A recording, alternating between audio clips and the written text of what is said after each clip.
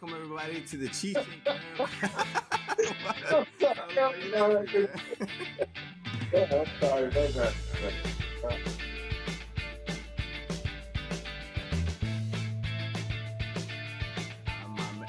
Oh fuck, dude, I messed up.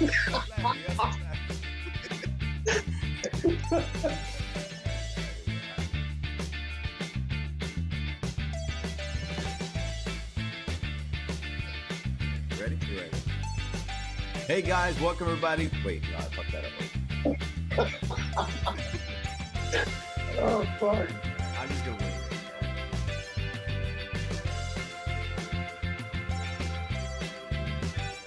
Of course, he's wrestling Ricky the Dragon Steamboat. Boy, you know, he was kind of built all around. You know, he had those huge thighs. You know, that kind of went well with his whole body.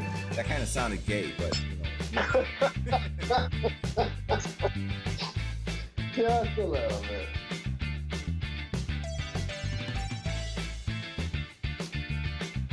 Goes down running over him, and he tries to calm him down, and he goes back up to do it.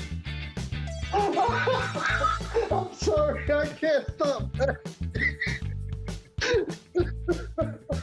Oh, fuck.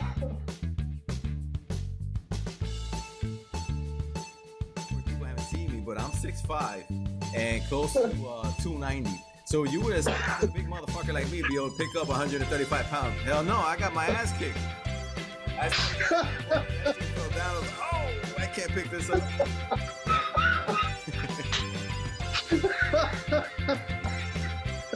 Oh, shit.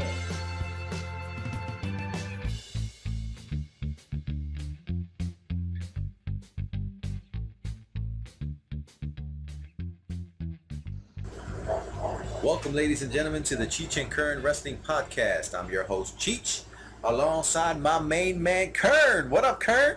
What up, Cheech? What's going on? Nothing much. We're here, back, bigger, better than ever on the Cheech and Kern Wrestling Podcast, episode 10. And of course, today we're going to talk about WWE New Year's Revolution 2005. Now, this, of course, was the first pay-per-view event ever produced by WWE, held in my neck of the woods over here, San Juan, Puerto Rico. In the Coliseo, Puerto Rico. You know, that's like the first Coliseum I've seen in Puerto Rico where it actually looks like an American-made Coliseum.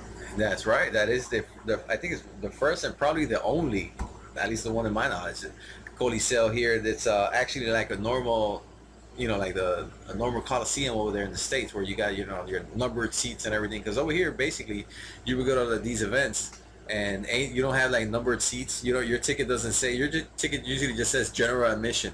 They're all seats. Yep, all bleacher seats, and good luck finding a seat, you know. And if you want a spot there, you sit there, you go piss, you come back, that motherfucker's taken. So yeah. So it's not like your usual seats over there where you go and you have your ticket and your number and you know where you're sitting exactly. So yeah, that's the first Coliseum. And the thing is, Coliseo de Puerto Rico was actually, I think they opened it up like in 2004. So it was very, you know, and recently just opened, and WWE immediately booked this pay-per-view to bring it here to Puerto Rico. So I was really excited for this pay-per-view. And the thing is, I wanted to go, but for things that were, you know, out of my control, I wasn't able to go to the show. So I ended up watching it on pay-per-view at my house. But man, it was a badass atmosphere inside that Coliseum. I'm surprised they never went back. I mean, they had a sold-out crowd. Yeah, they've been here multiple times since that. But the times they came over here were, of course, for live events. And speaking of live events, they're coming over here on the 29th, August 29th. They're going to be over here, and I already bought my ticket, so I'm going to be over there to see what they got coming down over here. But of course, it's going to be a live event. But they've never come back to do any TVs, any Raws, any pay-per-views, or none of that stature. That's weird. I think they should go back there. They got a good following over there. Yep.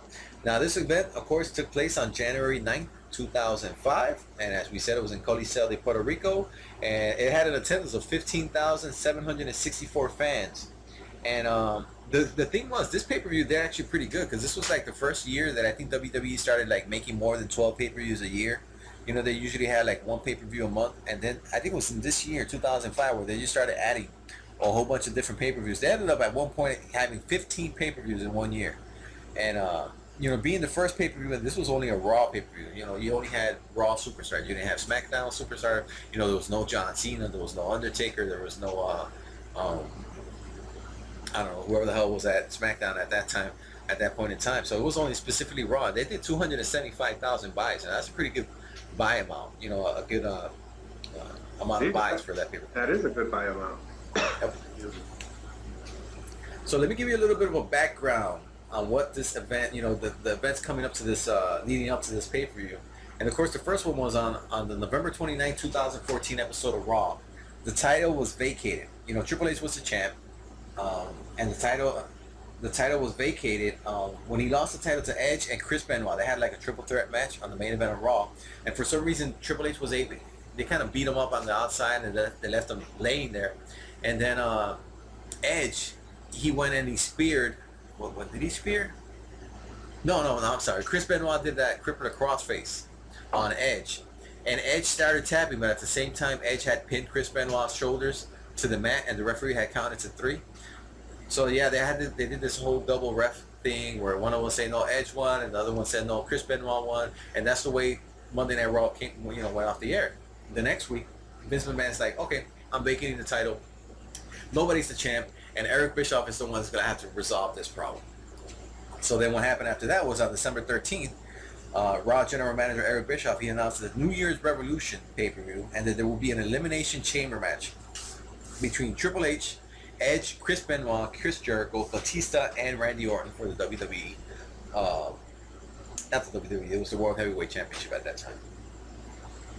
Then after that, we go to December 27th, where Bischoff announced that all the match participants will compete in singles matches, and the length of the match will determine who was going to go in last. So they kind of like this beat the clock challenge that they usually do.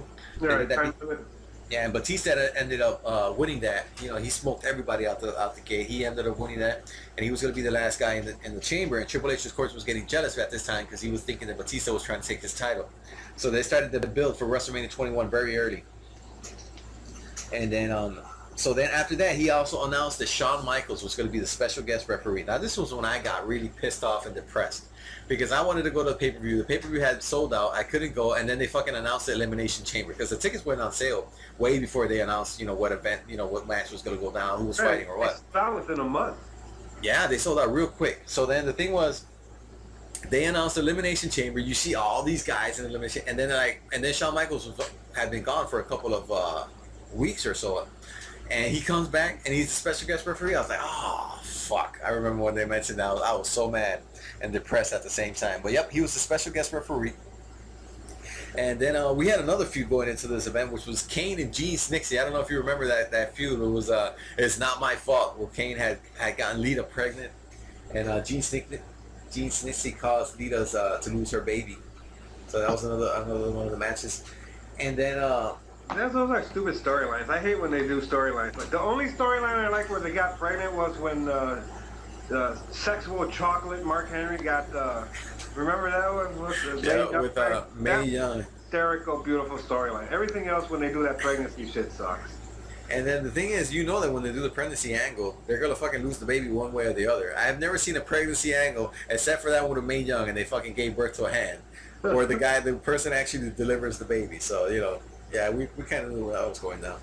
So then another thing that was real interesting on this was that on December 6th, this was one of the few Monday Night Raws where 2 women did the main event, and on both of those occasions, Lita was on it. And this one was Lita versus Trish Stratus for the Women's WWF Championship. And I remember watching that, and at one point, Lita, she kind of did like a dive outside of the ring, and she almost broke her neck trying to fall on Trish Stratus. Yeah, I remember that. Actually, during the pay-per-view, before the match between Lita and Trish Stratus, they show that part where she almost broke her neck. Yeah, I think they did like a little video package, and they showed it. And I remember I was watching that live when it went down, and I seen her. I was like, oh my god, because I thought she had, and she had her problems with her neck. So I was like, oh man, this fucking girl, she just killed herself there. Right. But luckily nothing happened there. So yeah, that was and she ended up beating Trish Stratus for the title that night and became the women's champion. And then so then it was announced that Lita would face, of course, Trish Stratus for New Year's Revolution as the rematch. So that was basically the background setting into this event here. And we go straight to the event. And one little side note here. There was a dark match before the event. And of course, it was the Hurricane and Rosie, and they fought La Resistance. Remember La Resistance? It was like that little French group. They were heel characters. They reminded me of the Rougeau brothers, a fake episode of the Rougeau brothers. Yeah, but you know what the thing is? I used to like La Resistance. That's the bad part. I used to love La Resistance, but my favorite character of La Resistance was Rene Dupree. You never know whatever happened to that guy, Rene Dupree, because he always did that little dance. I don't know if you remember. He did like this weird ass dance. Yeah, I know what you're talking about, but I have no idea whatever happened to it. Actually. And that guy, because when he started, that whole La Resistance team was badass. And then I remember they kind of split him up when they did that draft. And he ended up on SmackDown, and I was like, oh, he's gonna end up getting a push. And they started pushing him, but then all of a sudden he just kind of fell off the chart, and I don't know what happened to him. Actually, he is currently wrestling in Japan. Oh yeah, really? New Japan or what's the other one? No, Great Muda's wrestling corporation. Russell One. Oh, Russell One. Okay. Yeah. Oh, well, that's interesting. Cause I remember I liked the way he used to wrestle in WWE. It was very interesting. Good. He was a good, I don't know, just a good wrestler all around. He used to get heat with that little gay-ass French dance he would do. That little French pool, I think he used to call it. Yeah. Rene Dupree. Yep, so then after that, we go to the opening video package. And they show an opening video package of the island of Puerto Rico and all his beautiful beaches and everything. And then at the same time, they kind of show them building the structure, the whole Elimination Chamber structure. And then after that, the very first match that we go into is a World Tag Team title match between William Regal and Eugene. They were the tag team champions at the time, and they go against Christian and Tyson Tonko.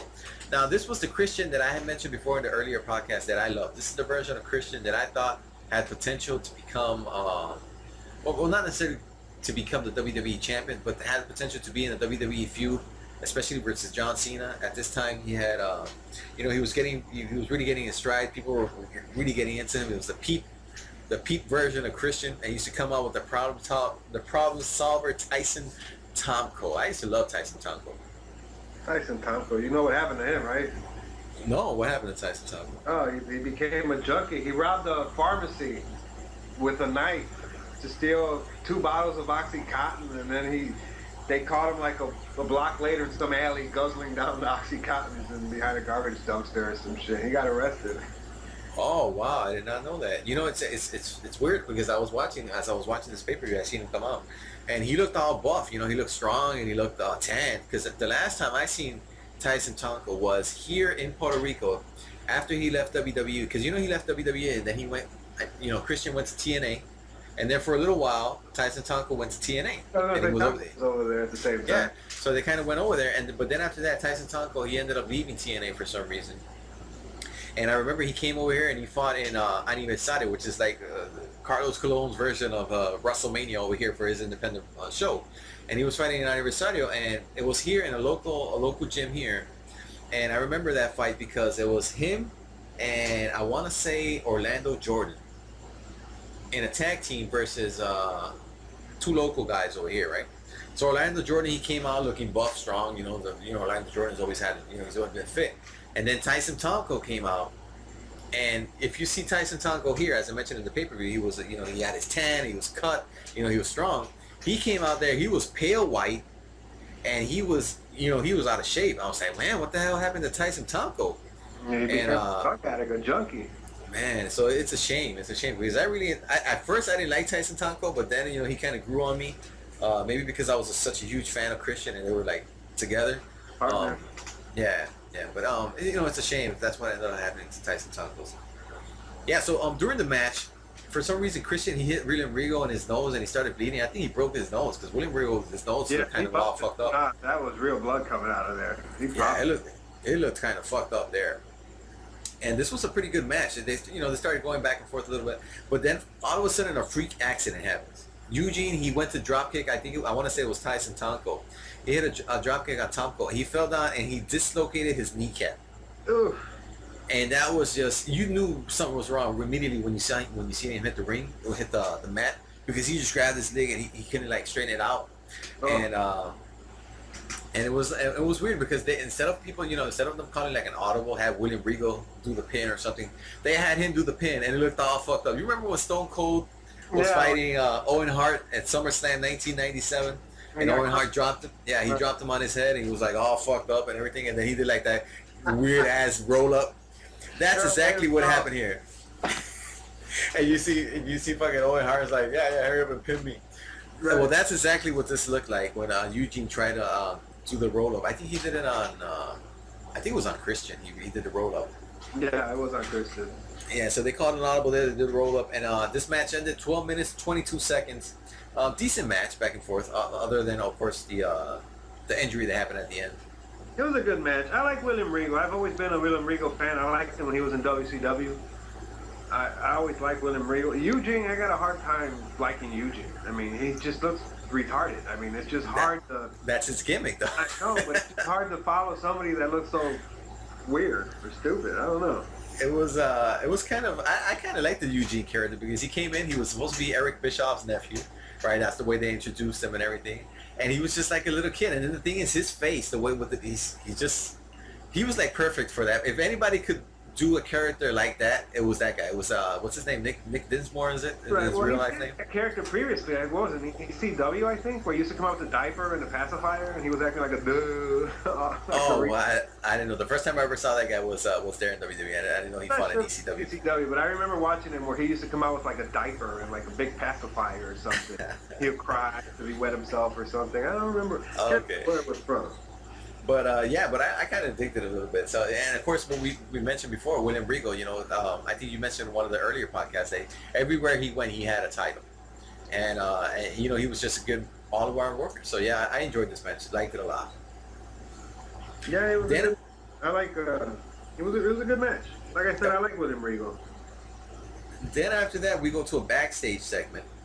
Of course, Edge and Christian, they start talking.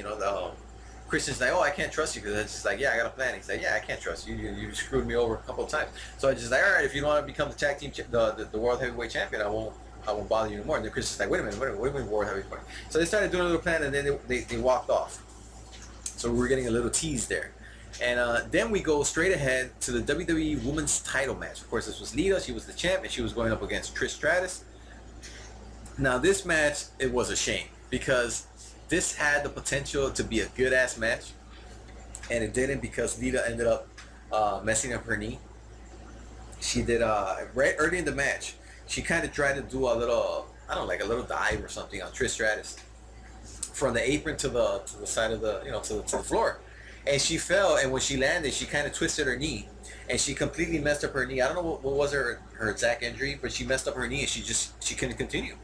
So then Trish, she throws her in the ring, and she starts kicking her, trying to give her some time. She starts kicking her on the floor. The referee's like, hey, back up, this and that. And then Trish Stratus, I don't know if she did this shit on purpose or what the fuck she forgot, because she was kicking her good, Lita's good knee.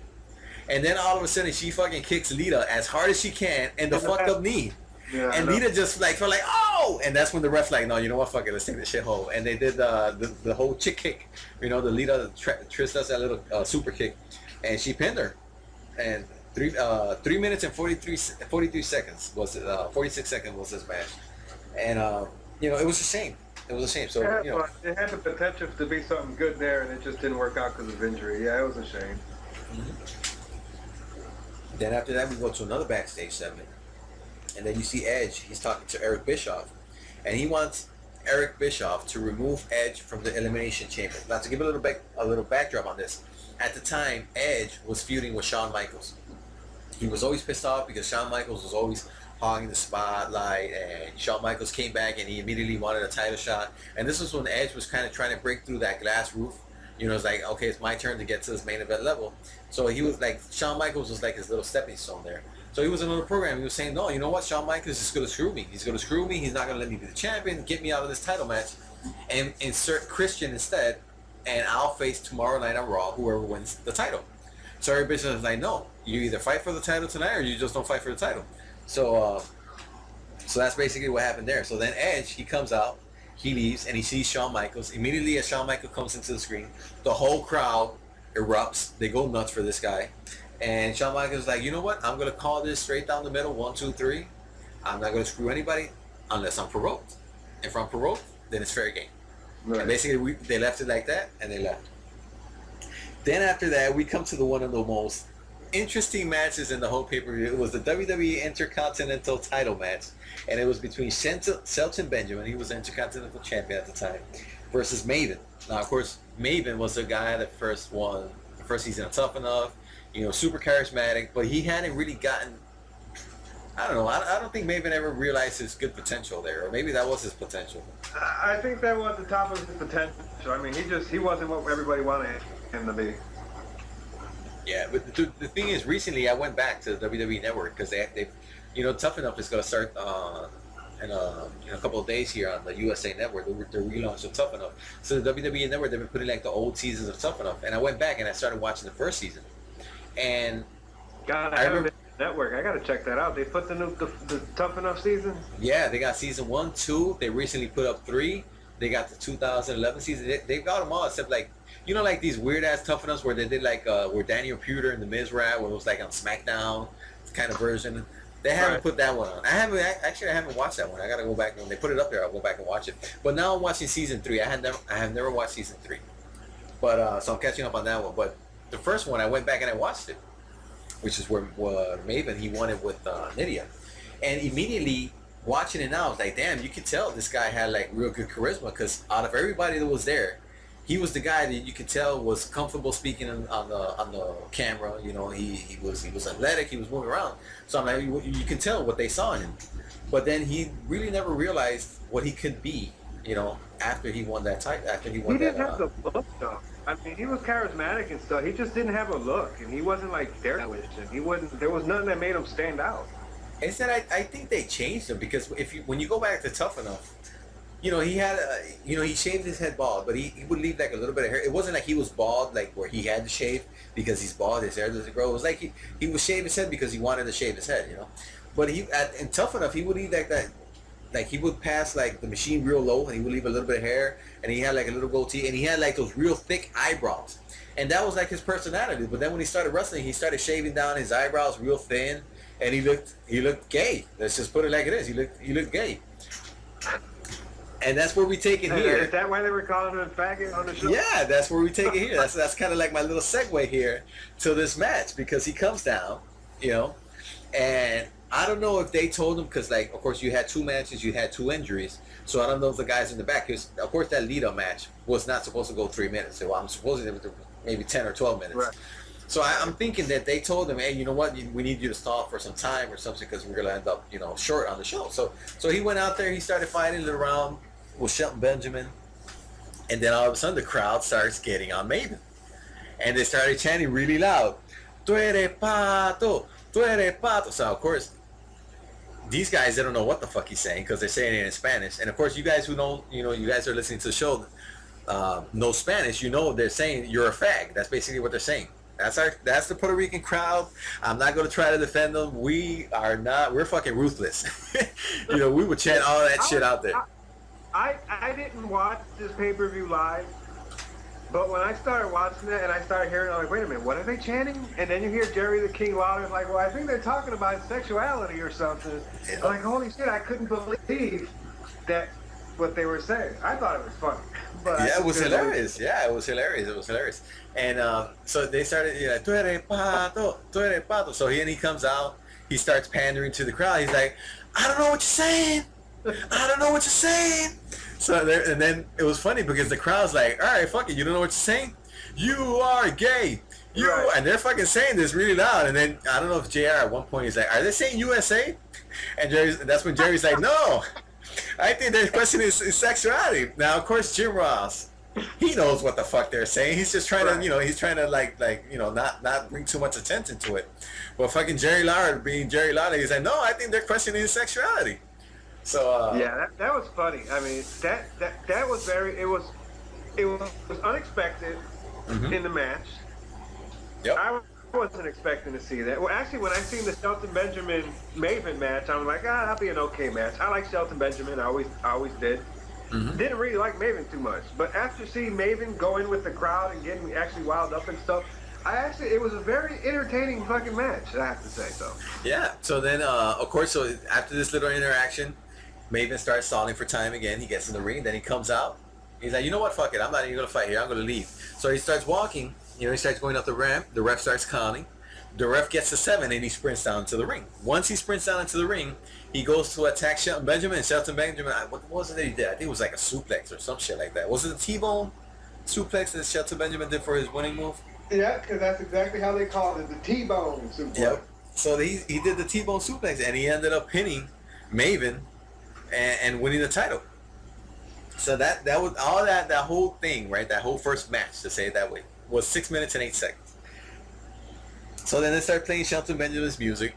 Shelton Benjamin, he gets his title, he starts walking, he starts going up the ramp. And then Maven's like, wait a minute, no. That didn't count. You know, that didn't count. You know, I wasn't ready, whatever the fuck he was saying. I wasn't ready, this and that. So he's like, you need to give me a rematch right now. So then the people start trying, you know, start screaming this and that. And then at some point he starts talking Spanish. He's like, no, wait, I need you people to callen sus bocas. Boy, the people started booing that motherfucker. You know, I liked it because he got the crowd really engaged. And then after that, which is weird. You've never really seen that in Maven till then. Yeah, exactly. That's the type of personality they should have given Maven, that freedom to do the shit like that. But anyways, so then he's like, oh, I guess we got 2 women's champions then, because we got Trish Stratus as the women's champion. And of course, Shelton Benjamin, if you don't give me now my rematch, that means you have no huevos. And boy, that means, of course, that in Spanish means balls. You ain't got no balls. So the people, man, you know, they started getting that shit. So Shelton Benjamin comes into the ring. He tells the ref, all right, let's do this. They ring the bell. Maven runs at fucking Shelton Benjamin again. He does another another T-bone suplex. And he pins him 1, 2, 3. You know, I'm surprised Maven, after his career when he left the WWE, I'm surprised he never went to Puerto Rico. I mean, he had good heat there. Yeah, he would have been a great... He never showed up there to be just a heel, you know, just to come in for 2 or 3 months, kick some ass, and then just leave. I'm surprised he never went back. I was looking up Maven when I went back, and I'm like, man, whatever happened to Maven? Because he was in WWE, he did good, and then he kind of just like retired or left, and I started reading a little bit. Now I found on I think it was on Wikipedia, I think it was, and take this for what it's worth, you know, it's on Wikipedia. But they said, you know, he did a couple of independent bookings here or there, but right now he's not even in wrestling. He's I think he's a bouncer or something like that. I was reading on on New York or something. And I'm like, man, you know, that kind of sucks, because I thought, you know, he had real good potential, but he never lived up to it, I guess. He must have just gave up on wrestling then, because he could have still made independent shows. I mean, there's still companies out there that would have signed him.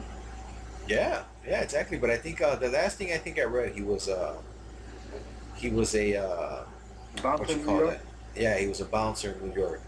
So yeah, so that's kind of a shame there. But yeah, it was a pretty interesting match for this pay-per-view, and if they wanted him to make up some time, he definitely did that there. Then after that, we go to the back, and they do a little interview where it was Maria Kanellis. She interviews Muhammad Hassan. Now, Muhammad Hassan, he was one of my favorite characters in WWE. He had just made his debut, like maybe, I don't know, months, like 1 or 2 months before this pay-per-view took place. And I really enjoyed the hell out of this character, because it was, of course, he was doing the whole Arab shtick, you know, where he was getting discriminated because of his race and his religious belief and everything. And he comes here and he's like, you know, coming here to Puerto Rico, I thought we would be treated more equally, because if anybody knows about being discriminated, it's the people of Puerto Rico. So the people are like, oh yeah, you know, because, you know, the whole, and I'm not going to get into it here, but, you know, of course, the whole political status of Puerto Rico is we're not a state. We're U.S. citizens, but we're not a state. You know, we're just a commonwealth. We're a territory. So he's like, but I got here to Puerto Rico, and of course, they started discriminating me. I was 3 hours in the airport, and they searched all my bags, you know, and I thought people here would be more understanding, because if anybody knows what it's like to be a second-rate citizen, are the people of Puerto Rico. Boy, that almost fucking caused a riot. You know, for all you wrestling fans out there that have heard that the territory of Puerto Rico is one of the hottest territories and one of the where you get a lot of heat and fucking people will stab you, we ain't fucking playing. People will stab you over here in Puerto Rico. So, you know, he said, Ric Flair and Roddy Piper. Yeah, ask Ric Flair, Roddy Piper, fucking ask, you know, look what happened to Bruiser Brody. I was about to say that, yeah, look what happened to Bruiser Brody. So, you know, he said that shit, and I was like, oh, you know, this fucking guy is getting heat. But I liked it because the thing is, Muhammad Hassan was supposed to be this hated character, but he was so good, he was starting to get over real early in his career. So he had to, you know, do that at these promos to get the people pissed off. So yeah, so he came out, he did this match. It was with Jerry the King Lawler. This was one of the first matches that he had when he came in, one of the first shoots. And it was Jerry the King Lawler, and he was going to be accompanied by Jim Ross, and he was going to be Muhammad Hassan with Crossroad Davari. Then I'm glad they gave him Davari, and they eliminated that whole Crossroad, because that's a hard name to say, Crossroad. I can't even say that shit. Yeah, I agree. Davari is shorter and sweeter, gets to the point. Yep. Now the whole messed up part about this match was there was no commentary. You know, they could at least brought somebody out there to do some commentary, but they didn't have any commentary. It was a silent match, and they had like the mic, the cameras next to the ring. They were kind of like mic'd up, so you can hear what they were saying. You can hear what they were saying. Well, you had the announce team wrestling. Yeah. So that's not the first time they did that. I remember one time JR and the King were in a match together against Al Snow and the coach. For the commentary job at Monday Night Raw. I don't know if you remember that. Yeah, I remember that. God, that was so bad. Yeah, that was a horrible match. Anyways, this match wasn't you know, really nothing much to say about this match. It was an okay match. It was a match definitely just to put over Hassan, get him heat, and he ended up beating Jerry the King Lawler 10 minutes and 51 seconds. I think this match was not supposed to go 10 minutes and 51 seconds, but because of the injuries earlier on, they're kind of, you know, trying to buy some time. Right. Yeah, so they kind of, I would have given this match 5 minutes tops, but they ended up giving him 10 minutes, 51 seconds. Anyways, Muhammad Hassan, he ended up getting the pinfall in his first pay-per-view match. I thought it was an okay match. I mean, it's longer than expected. Like you said, there was no commentary on it. And to be honest with you, Jerry the King Lawler's so old right now, I don't even want to see him in the ring no more. No, and the thing is, he fought. I think recently. When was it? Was it this weekend or the last weekend before? Yeah, he had a match, but it was a match with one of these high-profile kids from these days. I was like, what the fuck is Jerry the King Lawler doing fighting this guy in a weekend in a house show or whatever? Not a house show because it's not on WWE events. It's one of these, you know, in Memphis over there. Right, but Memphis territories over there. He still wrestles. I mean, you still hear him advertising for wrestling matches. Yup.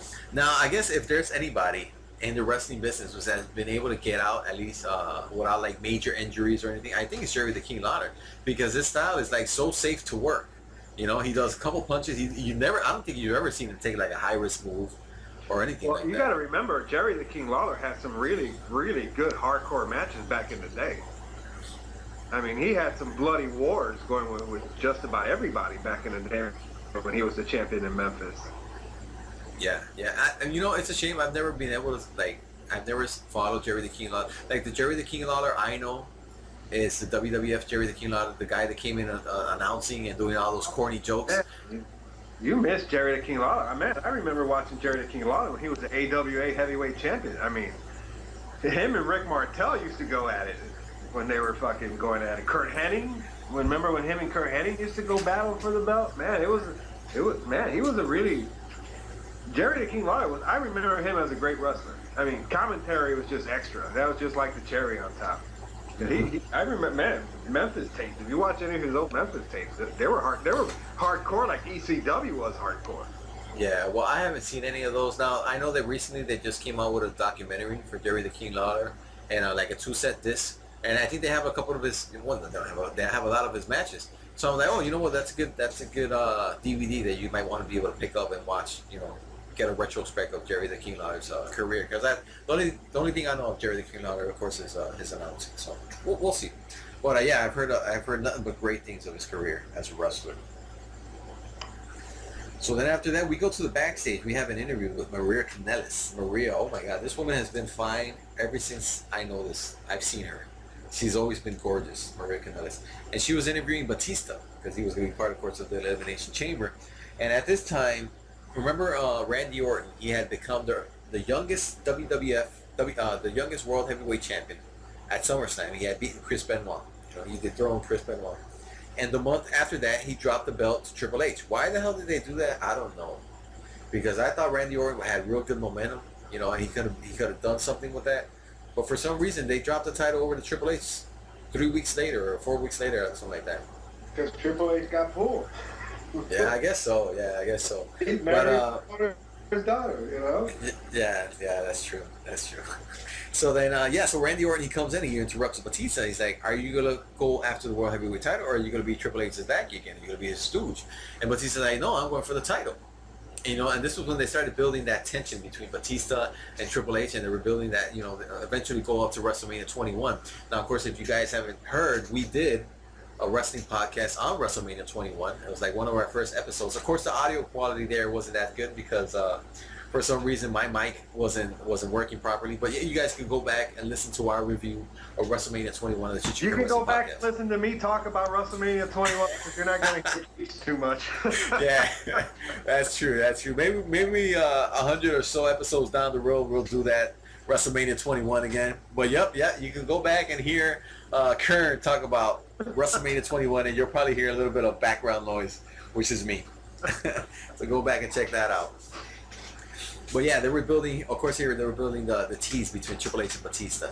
So then after that, we go to the grudge match. And this was Kane versus Gene Snitsky. As I mentioned before, they've been feuding like basically the whole year, from last year, from 2004 on, where Gene Snitsky caused Lita to lose her baby. And then on and off they were fighting. They went to Taboo Tuesday. They had a couple of hardcore matches. They fought all around. Anyways, they came back to New Year's Revolution. And I remember when they announced this pay-per-view, I was like, fuck, Kane and Gene Snitsky again? These fucking guys have fought like 15 times already. And, Kane and Gene Snitsky, to put it like in present time, feuds, would be like fucking John Cena and Randy Orton. John Cena and Randy Orton have fought like 1,500,000 times since they've been in the WWE. No shit, yeah.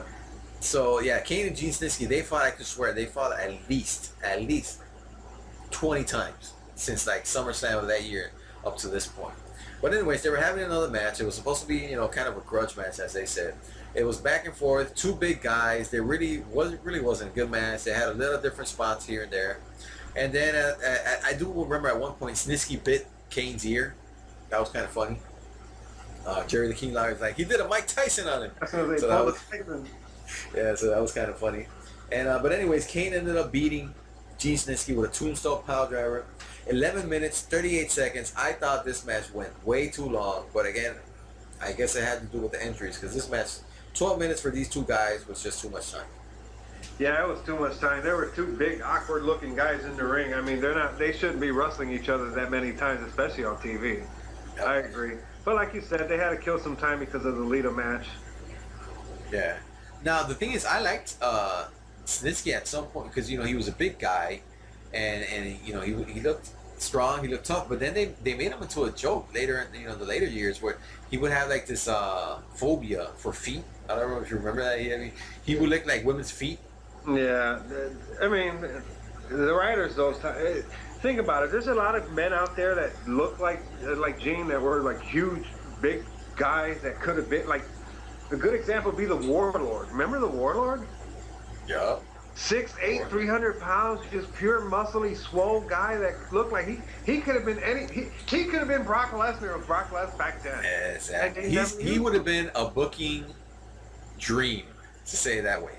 Yeah, he was. I mean, the guy was 6'8", 300 pounds, and just a big hunk. He could have been out there. You could have gave him like a Paul Heyman or something, a nice mouthpiece to go with it. He could have just been a destroyer. He could have been a Hall of Famer. Remember when he came into the WWE, they put him with Slick Rick? Yeah.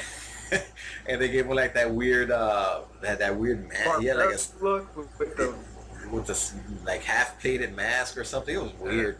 I liked him in the Barbarian, where they were the Powers of Pains in the NWA. Remember when they feud the Road Warriors? They would paint their face, or was it the other guy that painted his face? No, one of them used to paint their face, right? They painted their face like the Road Warriors. That was, man, in '87, '88, they had some of the best matches out there for the tag team titles. I remember. I agree. One of the greatest feuds they had at that time. Yep. So then after that we go to a hotel segment. They were throughout the whole show. They were showing like the divas. in a hotel with their bikinis looking fine as always and getting their oil massages and all that shit. And then they went to the hotel segment and they did like a little chicken, what's that called? A little chicken fight, where people get on your shoulders and start pushing each other off. Right. They gave that shit, and that was like, I don't know, 3 or 4 minutes of just that shit. They're still trying to kill time. Yep. But anyways, Christy Hemmett ended up winning that Diva chicken fight. Then we go back again to another backstage segment, and this is where Triple H gets all pissed off. He confronts Batista. He's like, wait a minute, why the hell are you going after the world title? You're supposed to be part of Evolution. You're supposed to be defending me. That's my title, this and that. And then Batista's like, you know what? Everybody's trying to tell me what the hell I got to do. And I'm starting to get pissed off. And you're starting to piss me off. And the people, of course, they're all going nuts. They're like, oh, yeah, kick his ass, kick his ass. And then he's like, relax. If there's anything you and Ric Flair have taught me, is you never give your enemy the strategy. Which I'm like, wait a minute, this fucking makes no sense because, okay, that makes sense if you're thinking about Randy Orton and Batista. But did he forget there's a fucking camera right there and everybody's seeing and everybody's know what he's saying, Right. But anyways, yeah, you're never supposed to tell your enemy what your plan is. I'm definitely gonna go for I'm saving the title for you. He's like, but if you just happen to get eliminated, I'm gonna go for the belt. And Triple H is looking at like this motherfucker. What do you mean if I get eliminated? So yep, they were definitely doing that seed for WrestleMania 21 there. So then after that, we come down and they show the cage, the chamber is coming down. Eric Bischoff comes out. He says, welcome to New Year's Revolution. Welcome to this sadistic structure. And, yep, today we're going to crown a new World Heavyweight Champ. So then after that, we got Triple H versus Edge versus Batista versus Randy Orton, Chris Benoit, and Chris Jericho with Shawn Michaels as a special guest referee. Now, before I get into the match, we got all these different wrestlers coming down, right? And the first guy that I think that comes down is Edge. Well, of course, Shawn Michaels. He comes out as a special guest referee. The place goes nuts. The roof wants to go off. Everybody's like, oh my God, he's got a great ovation.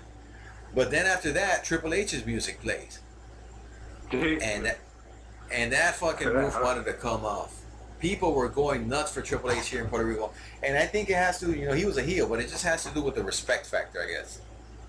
Of having a guy with the magnitude of Triple H. Puerto Rico's got so much tradition in wrestling. I mean, you can go back to the 60s, the 70s. I mean, everybody who's been anybody has wrestled in Puerto Rico. So there's just so much tradition going back there that when Triple H showed up, he's just one of the main guys. Doesn't wrestle in Puerto Rico, so when he showed up for the first time, I mean, everybody just went crazy. Yep, everybody just went nuts for this guy. And then it was funny because after Triple H came out, Randy Orton music played. And then Jerry the King Lawler's like, oh, take a look at this ovation. And there was fucking nobody cheering.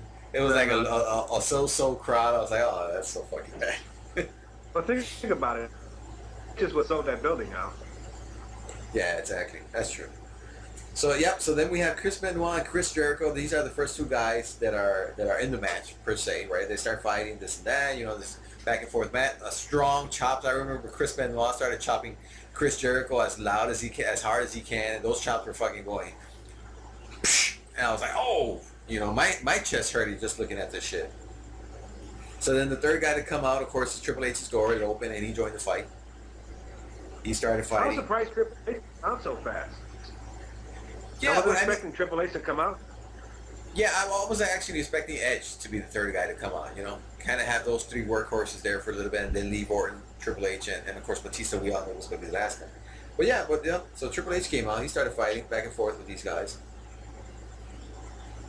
And then after that, Edge's door opens, right? And he comes in, he starts fighting, they start doing these little high spots, and this and that. After that, Randy Orton's door, and of course these are 5-minute intervals where all these guys are fighting for 5 minutes, right? Then Randy Orton comes in, he joins the fight. And then they start fighting, right? Everybody's fighting in the middle of the ring. Then Edge, he speared Shawn Michaels for some reason. He was going to spear, I think it was, I'm not sure if it was Randy Orton or Chris Jericho. And he ended up spearing Shawn Michaels. Shawn Michaels comes down, then he gets up, he super kicks Edge, and then he was quickly pinned by Chris Jericho. Eliminated right there.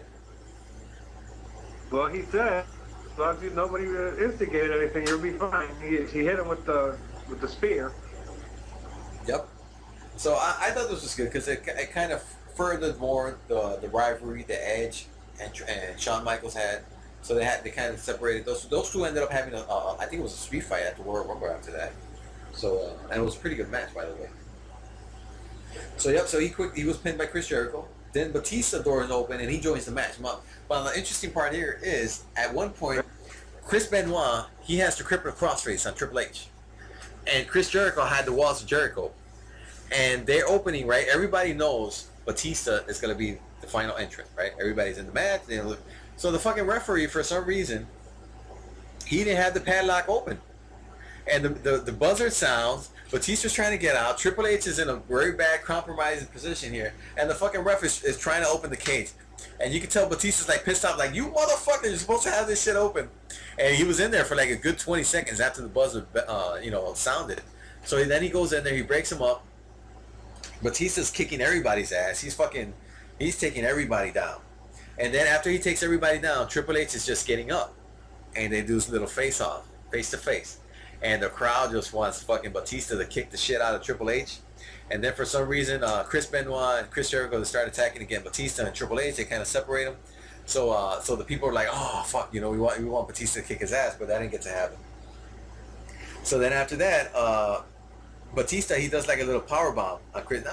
Not a power bomb. I don't even know what the fuck they call it. I was reading on the internet. They called it was a demon bomb. I don't know what the fuck it was. It was kind of like I think it's more of a spine buster than anything else. But he did a spine buster on Chris Jericho on top of Chris Benoit, and he pinned him, so he eliminated Chris Benoit. Then he did the same thing to Chris Jericho, and he pinned Chris Jericho to eliminate him. So then we have Randy Orton, Batista, and Triple H. They're the last three in the match, right? Then they start fighting, and then Randy Orton, he RKO'd Batista, and he pinned him. But the thing is, when he pinned him, you clearly saw in the background that Triple H was able to get up and see that Batista was getting pinned. He could have saved Batista, but he just went back and he's laid down again. Like he couldn't get up. So Batista got eliminated. Then after that, Ric Flair, he gets in the ring. Woo, woo, woo, woo, woo. He gets in there, he starts chopping everybody. And fucking Shawn Michaels is trying to hold him back, like, no, you gotta get back, And as all of this is going down, Batista... Shawn Michaels just started kicking his ass. He didn't hold shit. He just started beating the shit. That's true. Is that Ric Flair came in there like, it's the Ric Flair, man. Ric Flair is Ric Flair. He came in there all nuts, like, woo, woo, trying to lay chops on everybody and fucking kicking. Shawn Michaels is like, no, get the fuck out of here. So they, as all that commotion is going on one end, Batista, he comes in, he clothesline Randy Orton, and he does Batista bomb on Randy Orton. He leaves him there, and then Triple H, he grabs Randy Orton, he does the pedigree, and he pins him for the win. 34 minutes, 55 seconds. Triple H becomes the 10th time World Heavyweight Champion. And then Batista, of course, comes in with Ric Flair. They help Triple H over his shoulders, and they start celebrating. And the crowd goes nuts. I was actually kind of pissed off that Triple H won the title. I was a big Triple H fan, and I'm a big Triple H fan. I shouldn't say pissed off. I had mixed emotions because I was happy that he won the title, but at the same time, I wanted Batista to kick his ass. See, but yeah, you got to remember, WWE does this where they get you to the point where they get you so pissed off at the so when WrestleMania comes around, you're going to have to pay the $70 or $80 to get to WrestleMania and see what the hell's going to... You wanted to see this guy kick his ass and win the world title, you got to tune into WrestleMania. Yeah, that was very smart booking by the WWE. And, so he became the 10th time World Heavyweight Champion. I thought it was a great match. I mean, it was a lot of action going on there. I don't really like the special guest referee thing unless the special guest referee is going to do something to make the ending, or something special with it. I don't really like special guest referees too much in this thing. I thought it was a great fucking match. Randy Orton, I thought for a minute there looked like the momentum was going to him, like he could have won it. The Batista and Triple H Angle feud was great. I mean, the Evolution obviously was going down the drain after that. And I really liked Evolution. I thought Evolution was one of my favorite out teams, because now, back then you had you had the Horsemen, the NWO, and then all that went away for Evolution. You got another group out there that was, a bunch of superstars just ready to kick ass and take names.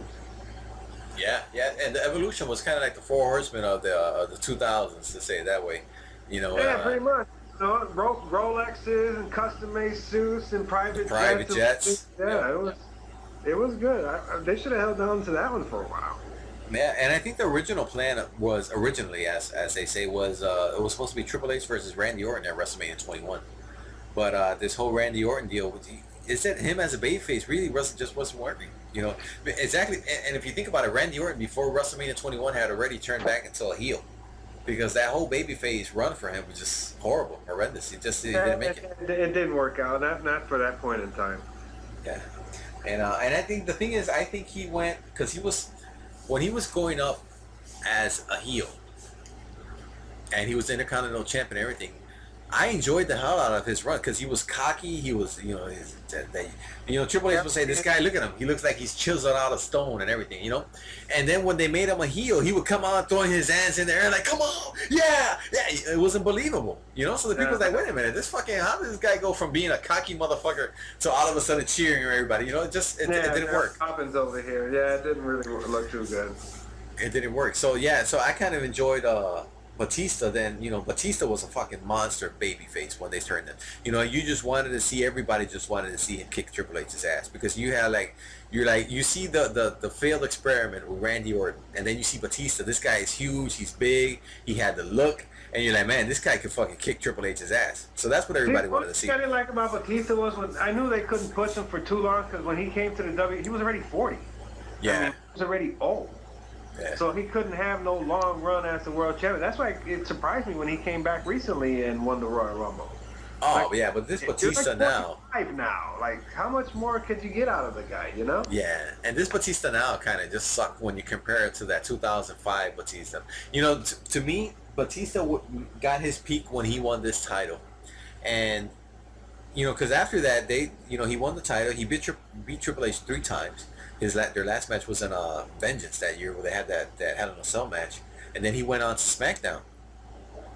And I really liked SmackDown when Batista was there. I was like, man, Batista, he's kicking ass. And then he got hurt. He ended up messing up his tricep. He had to relinquish the title. And I don't think Batista was ever the same after that. After that injury, the closest he came was when he was the champ at 2007 that he fought the Undertaker at WrestleMania 2023 for the title. That's the closest I think he ever got to that point from 2005. Yeah, that was kind of sad. I mean, but what are you gonna do? Yep. But so what do you think the whole event, the event as a whole, Kern? What do you think of New Year's Revolution? What would you give it out of 10? I would give it a 7. I think 7's a fair number. Okay. Yeah, I like the whole show. I thought the main event definitely delivered. You can tell they were building towards WrestleMania 21. At the time, you still didn't, at least at me as a fan, I still didn't know they were going Triple H, Batista, but I really enjoyed it, and so I gave it a 6 out of 10 because of the injuries. I thought the injuries kind of messed up the show a little bit, with Eugene and Lito getting injured, and then of course you had to drag out Kane and Gene Snitsky for that little extra time, so I thought it brought it down a little bit, so I'll give it a 6 out of 10, but other than that, pretty solid show. What a good main event. Yep, so here we're at Kern. It's time for our mailbag section of the Cheech and Kern Wrestling Podcast. Yep.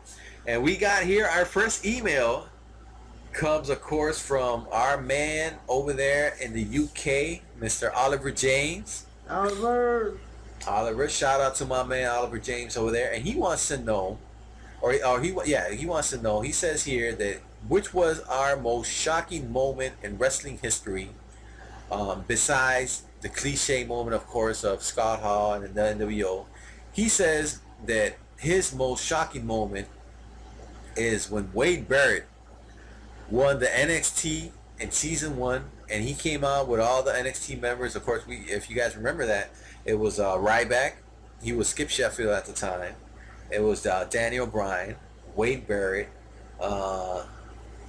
Who was the other guys? There were other guys. Justin Gabriel, Heath Slater, and I don't remember the other guys. But he won that. He says that when Wade Barrett won that, and he came down and he kicked John Cena's ass, and they made commotion all over that end of Monday Night Raw. That was the most shocking event that he's seen in professional wrestling. Now, I've never asked Mr. James here his age, but I'm assuming he must be young because I could think of at least 6 or 7 more shocking moments than that. But hey, that's his more shocking moment right there. So.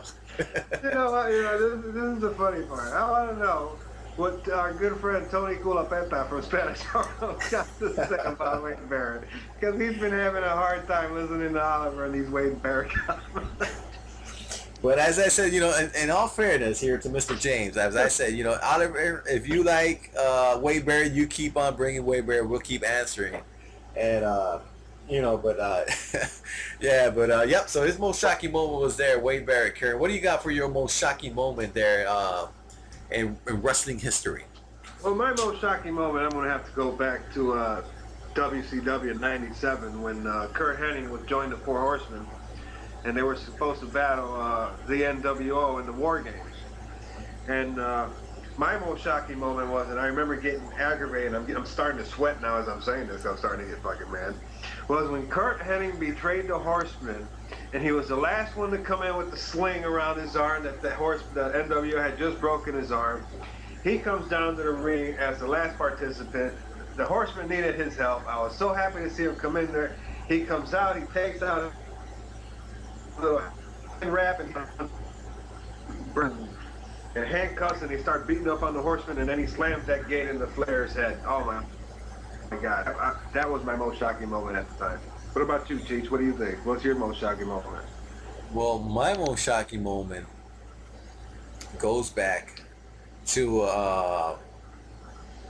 when I was back in 2001, when WCW came to an end, right? WCW came to an end right before WrestleMania 17.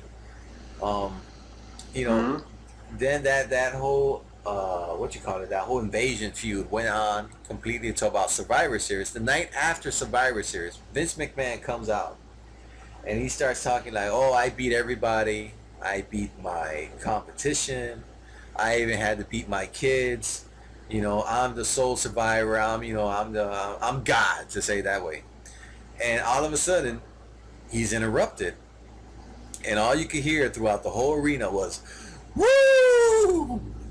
And all of a sudden, Ric Flair's music comes out, and fucking Ric Flair walks out to Monday Night Raw on stage, and I was like, "Oh my God, what the fuck is going on here?" And he says, "I bought 50%, or I bought Shane and Stephanie's half of WWF, so we're partners." And he just fucking hugs Vince McMahon like, "Put it here, partner." That was fucking awesome. With that big old smile on his face. That was one of my most, because I wasn't expecting it. At that time I wasn't reading these newsletters, or I wasn't reading websites or anything. I was just watching, and I didn't expect it at all whatsoever. So yeah, that was one of my most shocking moments. Yeah, that's a good moment. I remember that. That was an awesome moment. I like that smile Ric Flair had at the end. Yeah. I can just picture it right now. I remember it. I remember it like it was yesterday. All right, let's check our second email. We got our second email comes from Steve Dunlap of Pontiac, Illinois. Steve! Shout out to Steve in Pontiac.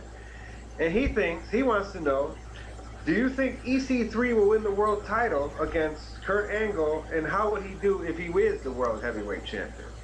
What do you think, Cheech? Well, I think EC3 will win the title, and I think he deserves to win the title. I think it's well deserved. Ever since he came into TNA, at the beginning I had my doubts. I was like, well, I don't know how this guy's gonna do. We'll have to see. But he's turned into one hell of a talent. WWE reject.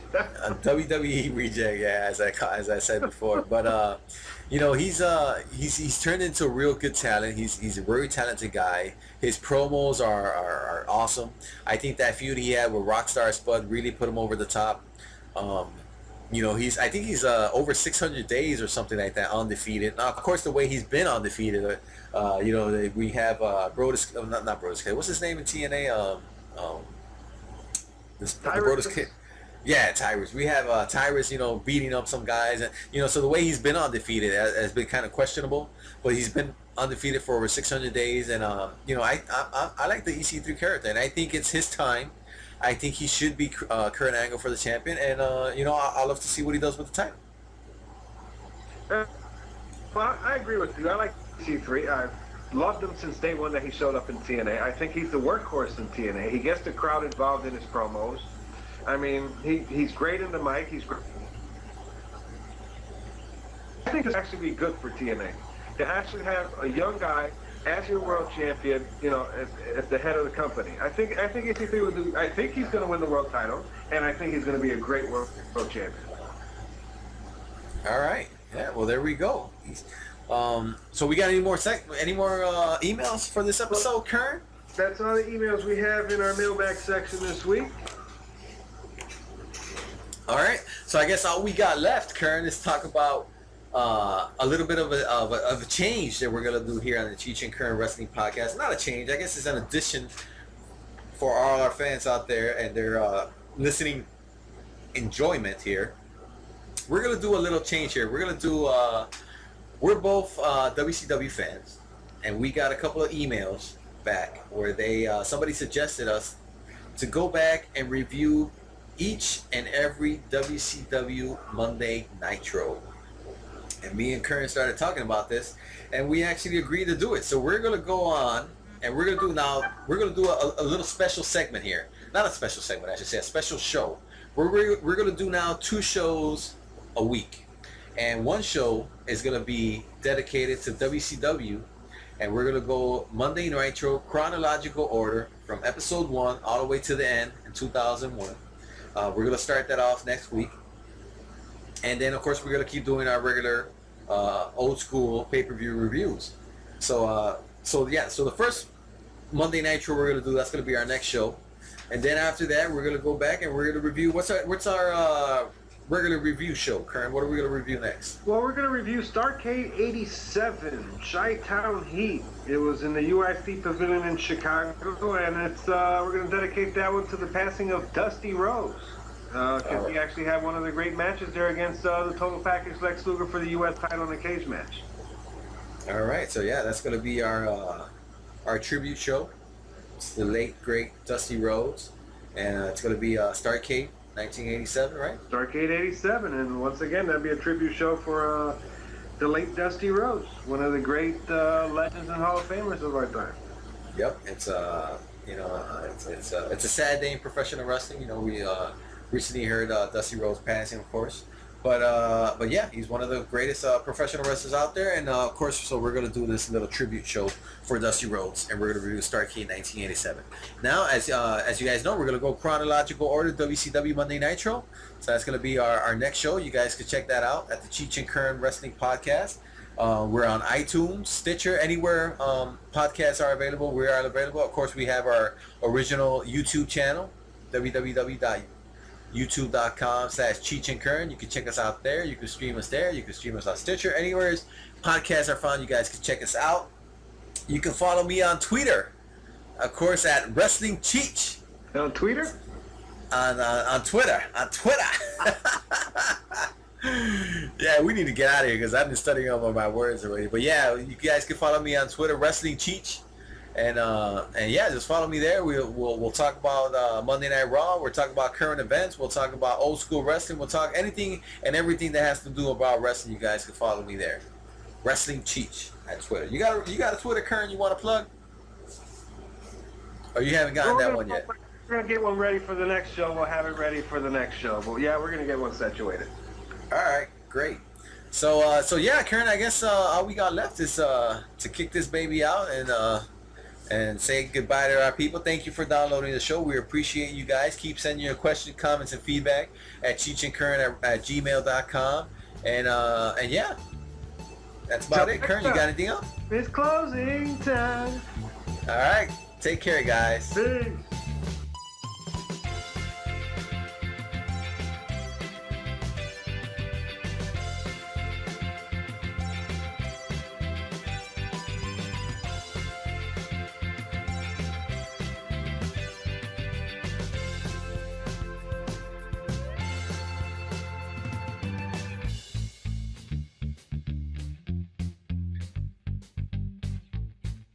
I got nothing else. It's closing time.